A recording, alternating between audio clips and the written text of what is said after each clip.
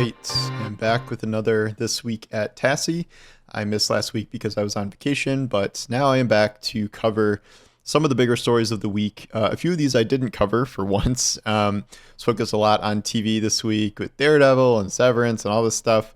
But yeah, there are some good gaming stories here. I'll go through five that really caught my eye. The first is Monster Hunter Wilds. Hopefully I said the correct name this time instead of Rise or World, as I am prone to do, including writing Rise for an entire article, including the headline. This game is performing phenomenally well. Capcom just announced that it sold 8 million copies in 3 days, which is far and away its biggest game ever, or like its fastest selling game ever, at least. I was a little curious as to why essentially interest doubled, because Rise was like 4 million in a couple days. That launch was like really weird because it was on Switch and then it came to other platforms later, and like it wasn't this big kind of all together launch. So I do wonder if that could have been up there around the same figures or close to it, but whatever, it doesn't matter. 8 million copies in 3 days is excellent. The game just started dipping below a million concurrent players a night. We're a little decently ways past launch now. It has been one of the highest ranked games on consoles, despite being a $70 game. Whereas you look at a lot of the top games, and almost all of them, if not all of them, are kind of free to play or like sports games or things like that.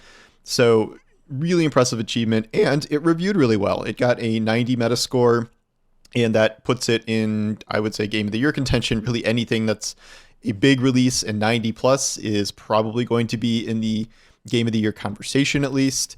All this comes down to, is GTA 6 actually coming out this year? I maintain that it is not. I believe they will delay it to the first quarter of 2026 so they can at least get it out before the fiscal year is over, but I can't buy it. I don't buy it. It's going to launch at the exact time that they listed, first of all, even though they're like, no, it's going to happen. I will believe it when I'm playing it. So if not, then that opens up the Game of the Year race quite a bit. And it's really interesting to me. This is doing so well because like it's a good game. I'm really enjoying it. I've said I only played a little bit of Worlds years and years ago, but now I've played a lot of Wilds. I just hit the end game. I'll talk a little bit more about that later, at least the early end game. But it's not a very accessible game. Like it is kind of a maze of menus and systems, and the game tells you kind of very little about what you're supposed to do. And in terms of the monster fights, it's a lot different than what you'd see with most games like this. It's very long, kind of endurance-based fights until you get kind of overpowered. Everyone's saying that this game is too easy, who are in like the later stages, but if you're a new player, maybe not. But I don't know. I guess maybe there are some new players, but also just the Monster Hunter fan base is enormous. Speaking of Game of the Year, weekends circle to the game that reviewed 1 point higher than it about a week later, which is Split Fiction from Hazelight Studios. This is, of course, the studio that brought us It Takes Two, which is Game of the Year of, I want to say 2023, 2021. I don't know. Last couple of years, it was in there. It was a big win given how small of a game it is and how big AAA its competition is. This is another very highly reviewing couch co-op game from Hazelight. They're one of the only studios making anything really like this. They are going out of their way to kind of harken back to the days where you could play games with someone sitting next to you. And so many people love these games. You can play them, with your friends locally. You can play them with your partner. You can play them with your kids. I know a lot of people are playing them with their kids who are gaming age, and it's like a really good kind of fun bonding activity. I'm not playing it because I don't have anyone to play with. My wife doesn't play video games, and my son is 3, and he can't play this. But it's really kind of heartening to see this game also reviewing well. It is certainly going to be in Game of the Year contention as well, I believe, given these scores, given how well It Takes Two did. And I think that is going to be kind of one of the bigger success stories of the year. I didn't realize this, but It Takes Two sold 20 million copies. I had no idea. That's crazy. That's amazing. And I truly did not know that. So that clearly had a lot of interest, a long-term tail in terms of its sales. So, I mean, who knows? Maybe we could see a big repeat of that, of kind of word of mouth spreads. I don't know if this will be as successful as It Takes Two, but everything is kind of relentlessly positive about it. So that's been very cool to see. I will do a little flashback here now to a story I didn't cover, but my old friend Miller, who is the leaker for Marvel's Avengers back in the day, has just posted some, I don't know where he got it, some leaked concept art of what that game was supposed to do next before it died. It is concept art of She-Hulk, who is supposed to be, I think, one of the next characters, if not the next character, added to the game. It is a bunch of different outfits that would have been like the earned ones or the microtransactions. Some of the ones were like similar to Hulk, like Gladiator. I enjoyed playing the new characters in that game. I thought it was pretty fun to check them out until they started kind of all being clones of each other. Like they released like Kate Bishop and Hawkeye, which why? Like it seemed like they were starting to cut corners a little bit. They did Jane Foster Thor and Thor with, they had really minor differences between them, and that's when I'm like, okay, this is kind of teetering off the rails now. What did they end with? I think it was Winter Soldier. I never played with him. By that point, I was out. She-Hulk, I don't know if she would have been like a clone of Hulk. Obviously, she's like smaller, but yeah, we never got to that point. I believe she was originally supposed to come out before Bucky.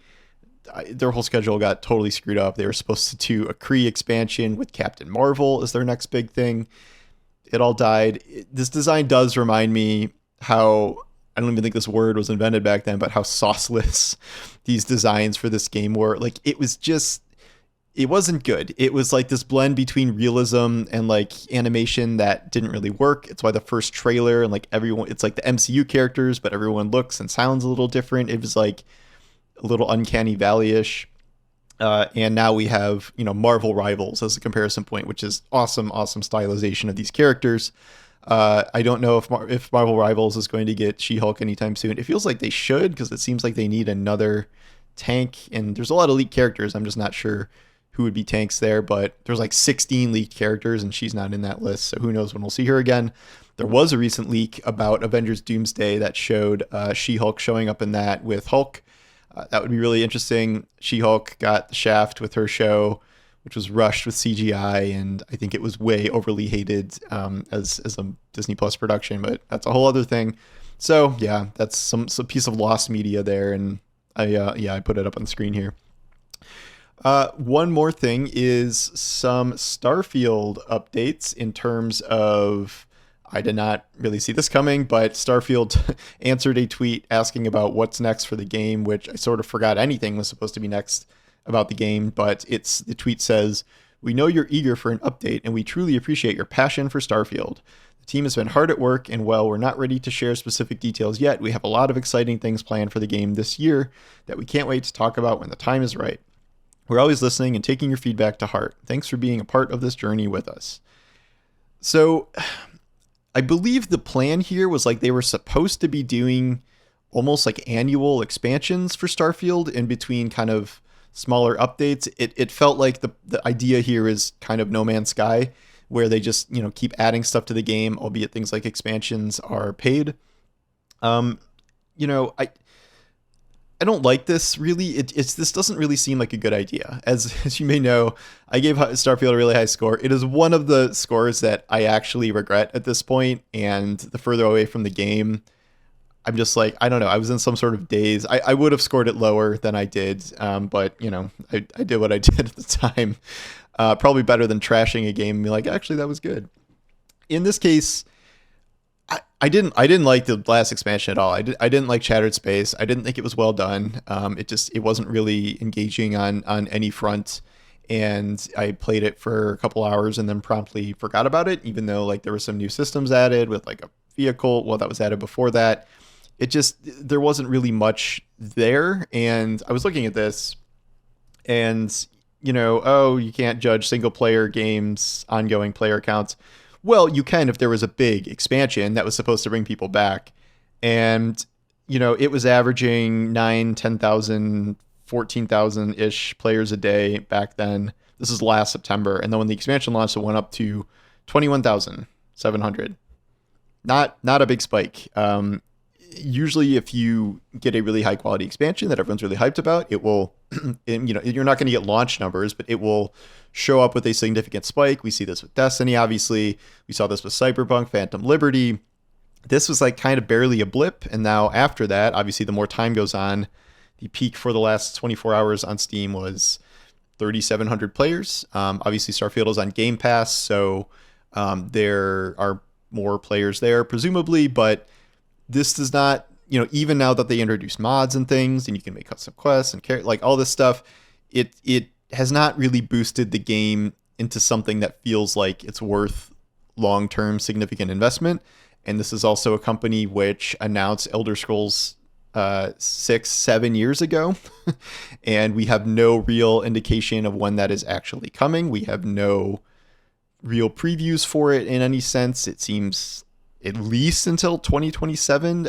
We have no real idea, but we're gonna probably reach a decade between the announcement and release, and it's like, shouldn't just all hands on deck here be on Elder Scrolls? Like, I don't really see the point in continuing to invest in Starfield with this level of interest and the amount it would take to make significant content for it. Like, this doesn't, I know this tried to ape No Man's Sky in a lot of ways, but like, it doesn't feel like it's going to be on the same trajectory at the same level and become this like really, really beloved thing with all this stuff added.